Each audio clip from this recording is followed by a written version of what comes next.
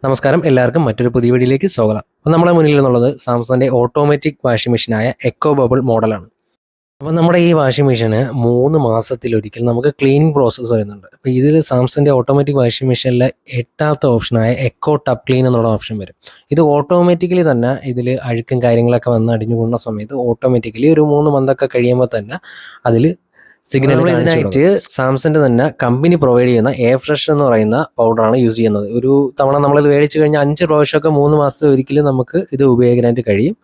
കുറച്ചുകൂടെ നല്ലത് company provide ചെയ്യുന്ന തന്നെ പൗഡർ മേടിക്കുന്നതായിരിക്കും കുറച്ചുകൂടെ നല്ലത്. അപ്പോൾ ഡീപ്പ് ക്ലീൻ ആയിട്ട് നമുക്ക് കിട്ടും. അപ്പോൾ ഇത് 3 മാസം ഒരിക്കലും നമ്മൾ അത്രത്തോളം അഴുക്കും കാര്യങ്ങളൊക്കെ അടിഞ്ഞു കൂടുന്നുണ്ടെങ്കിൽ ഓട്ടോമാറ്റിക്കലി തന്നെ അതിലൊരു സിഗ്നൽ വരും. ഈ സിഗ്നൽ ഞാൻ ഇപ്പോൾ ഈ ഒരു വീഡിയോയിൽ ഉൾപ്പെടുത്തിയിട്ടില്ല.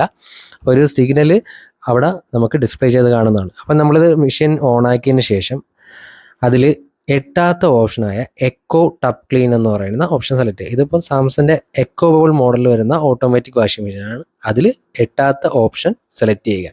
അപ്പോൾ നിങ്ങൾക്ക് തന്നെ കാണാൻ കഴിയും, നോർമലി ഒരു 3 മണിക്കൂർ ഇതിൻ്റെ വാഷിംഗ് പ്രോസസ്സ് എല്ലാം ഉണ്ടാവും.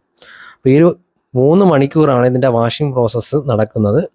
ഈ ഒരു സമയത്ത് ഡ്രസ്സോ കാര്യങ്ങളോ ഒന്നും ഇതിൽ ഇടാനായിട്ട് പാടില്ല. കാരണം എന്ന് വെച്ചാൽ ഇതിൽ ഓട്ടോമാറ്റിക്കലി എന്താണ് മെഷീൻ തന്നെ വാട്ടറും ഡിറ്റർജൻറ്റും ഉപയോഗിച്ച് ഇത് ഡീപ്പ് ക്ലീൻ ചെയ്യുന്ന ടൈമാണ്. ഈ സമയത്ത് നമ്മൾ ഇതിൽ ഡ്രസ്സോ കാര്യങ്ങളോ ഒന്നും യൂസ് ചെയ്യാൻ പാടില്ല. അപ്പോൾ ഇതിൽ 3 മണിക്കൂറാണ് ഇതിൻ്റെ പ്രോസസ്സിങ് ടൈം.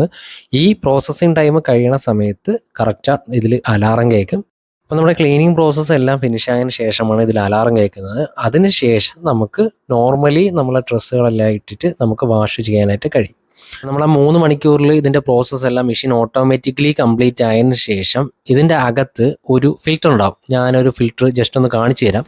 ഈ ഒരു ഫിൽറ്ററാണ് ഇതിൻ്റെ അകത്തുള്ള. ഈ ഒരു ഫിൽറ്റർ ഇളക്കി നല്ല രീതിയിൽ ഒന്ന് ബ്രഷ് ചെയ്ത് ശേഷം നേരെ തിരിച്ച് ഫിൽറ്റ് ചെയ്യുക. ഇത്ര മാത്രമേ ഉള്ളൂ ഇതിൻ്റെ പ്രോസസ്സും കാര്യങ്ങളും. Okay, thank you.